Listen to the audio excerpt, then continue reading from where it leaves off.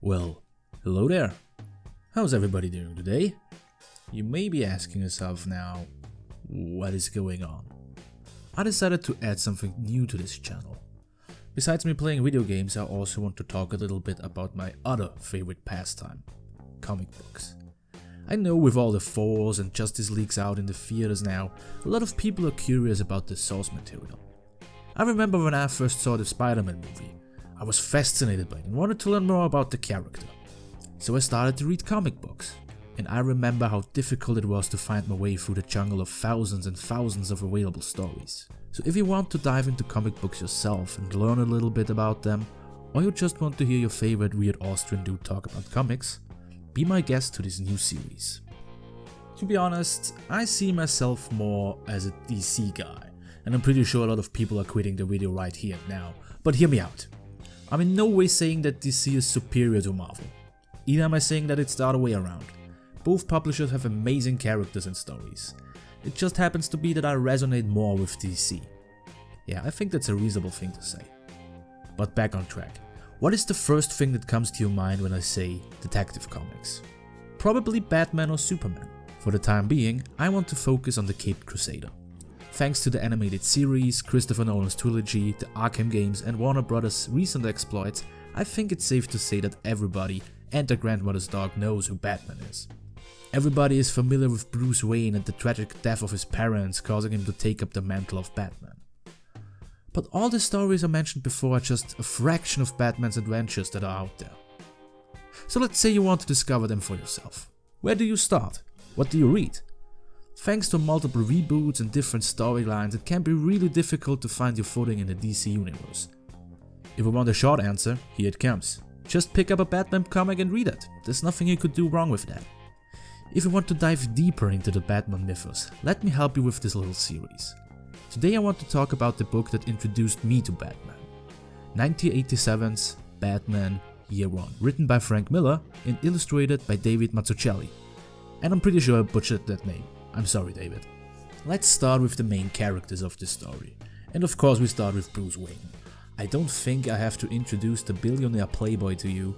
You know the story. Young boy witnesses his parents' murder, boy swears revenge on the criminals of Gotham City, boy grows up and uses his inherited wealth to travel the world to train to be the world's greatest detective and crime fighter.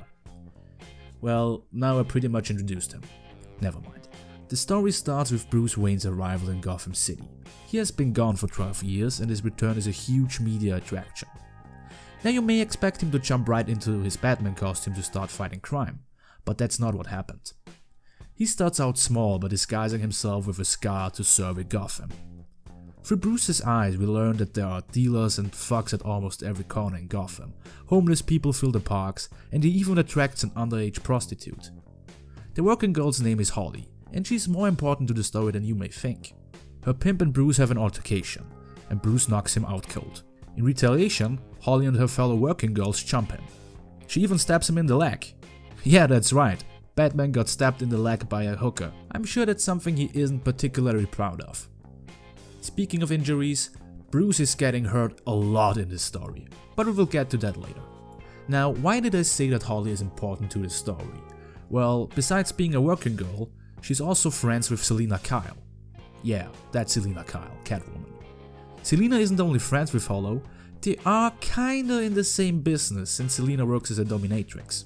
After seeing that her friend is attacked by Bruce, Selina jumps into action to help. This fight is abruptly ended as the police arrives and without asking, they shoot Bruce. I told you he's getting hurt a lot. And that's not the end of it. During the story he's not getting shot once, not twice, but 3 times. Of course, Bruce manages to escape the police and he drags himself back to Wayne Manor. Here Bruce isn't sure if he can pull off the whole crime fighting shtick. He's badly hurt and on the verge of bleeding out. He even seems delusional since he's talking to his father about how he failed. He wanted to strike fear into the hearts of Gotham's criminals, but couldn't pull it off. He simply doesn't know how. And it's here that the bat crashes through the window, giving Bruce the idea to dress up as a giant bat. Frank Miller also shows us that Batman isn't a natural when it comes to fighting crime. We see him to struggle to fight off simple burglars, and he even almost kills a guy by pushing him over a railing. Batman has to be more careful and strategize. Over the course of the story we see that he's getting better at what he's doing. Crime ratings are going down and criminals are actually afraid of him. He even battles and escapes a SWAT squad after they cornered him in a burning building. This is an example on Batman doesn't rely on his strength and extravagant gadgets, but also on his intelligence. But enough of Bruce and the Batman for now. There is another important character. Let's talk about Lieutenant James Gordon, who just transferred from Chicago to Gotham City. He actually arrives at Gotham City at the same time as Bruce Wayne did. Most of the time we witness the story through his eyes. James is concerned since his wife Barbara is pregnant and he isn't sure how to raise a child in one of the most dangerous cities on Earth. James also gives us an insight on the police force of Gotham, and it seems that almost everybody in the GCPD is corrupt. We see his partner Flash beating up people, and others are even trying to bribe him. But of course, since he's a by-the-books guy, he doesn't accept it. This behavior doesn't sit quite well with his colleagues and his boss Commissioner Loeb. They are afraid that he's going to expose them. They even go as far as beating him up to teach him a lesson. Is Jim intimidated by this? No. He deduced that Flash was one of the guys that jumped him. He tracks him down, he runs him off the street and beats his ass. And to add insult to injury, he strips him down to his underwear and leaves him handcuffed in the snow. Never mess with James Gordon. Later on, after Batman openly threatens Commissioner Loeb, James is tasked to catch the Batman. He sets out several traps to catch him, but Batman's too smart. He's watching Jim out from the shadows, remarking how much manpower he is wasting on these traps. Early on, Gordon thinks that Assistant District Attorney Harvey Dent is the Batman, but later on sets his sights on Bruce Wayne, since it is a little bit too suspicious that Batman appeared just after the Playboy returned to Gotham. But Bruce manages to throw him off his back by playing his billionaire Playboy persona. Does it really matter if Gordon knows that Bruce is Batman? No, the relationship between the two is more important. I said it already, but Gordon is a by-the-books guy, and he's a successful one at that.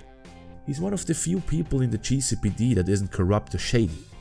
Well, let's just ignore the fact that he cheated on his pregnant wife with a coworker.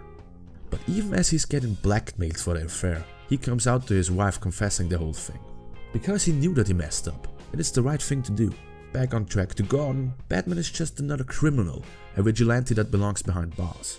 But as time goes on, Gordon realizes that the corruption in Gotham City goes deep. From judges to police officials to politicians, everyone is in someone's pocket. And how do you fight someone who's supposed to protect the people?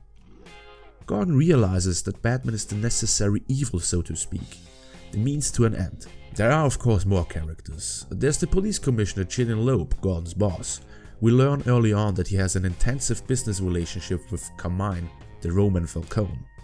Speaking of Falcone, he's the biggest crime boss in Gotham at the time. Hence his name, the Roman. You know, because of the Roman Empire? I don't think I have to spell out everything for you. There's also Harvey Dent, the assistant DA. And I don't want to spoil you, but his name maybe sounds familiar since he later turns into the villain Two-Face. But that isn't happening in this story. We already spoke about Selina Kyle and her friend Holly. Selina takes a little bit of a backseat in the story, but we do see her donning the Catwoman costume for the first time. She's a cat burglar, in case you couldn't tell. And now I want to give you a little spoiler warning.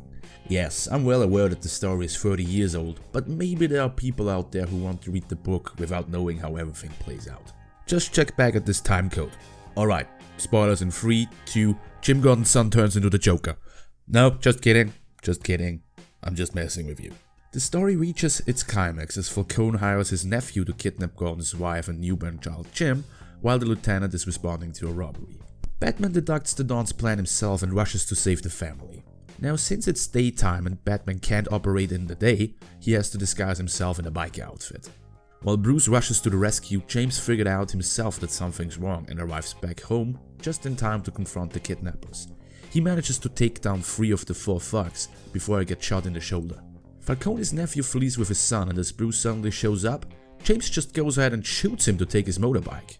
Of course, Bruce was wearing a bulletproof vest under his jacket, but Gordon couldn't know that. He was fully committed to kill a guy to chase after his son's kidnapper. That's what I call fatherly love. Gordon eventually manages to stop the kidnapper's car, and he and Falcone's nephew start to fight on a bridge. During the struggle, little boy Jim gets dropped over the railing and both men soon follow. Gordon already thinks his son dead in the water as he gets up. just to find him safe and sound in Bruce's hands. He followed them on a bike and dove after the baby to save it. During the fall, Gordon lost his glasses. He can't see his hero's face, but he knows that he's standing in front of the Batman. Thanking him, he also warns him about the incoming police, letting him off the hook. The story quickly wraps up with Gordon standing on the GCPD rooftop, retelling the events of the last month. His colleague Detective Flash cut a deal with the DA, putting dirt on Commissioner Loeb, who quickly resigned. After the whole ordeal, Gordon himself got promoted to captain. But there's a new danger coming. A criminal is threatening to poison the Gotham City water reservoir. The maniac simply calls himself the Joker. But Gordon isn't really concerned, since there's a friend coming to help. And this concludes Batman Year 1. I personally really enjoyed reading this story. It may not be the most action-packed Batman story and there aren't any supernatural or super crazy villains in it, but don't forget, this is Batman at his very beginning. It does show glimpses of what's to come though. There are even some funny bits in it. Batman stalking Gordon as he's trying to catch him, and Batman saving a kitty cat from a SWAT squad. Even Bruce can't resist the puss. I hate to use this wording, but this story is an oldie but goodie. It's a must read for every Batman fan, and I'm pretty sure every Batman fan read it already. And for those of you who aren't that big of a reader, there's also the 2011 animated movie adaptation. That's all I have prepared for today. If you enjoyed what you just saw, let me know by hitting the like button or leaving a comment. We will return to the Batman mythos with another favorite story of mine. Prepare yourself for the long Halloween. Until then, bye bye.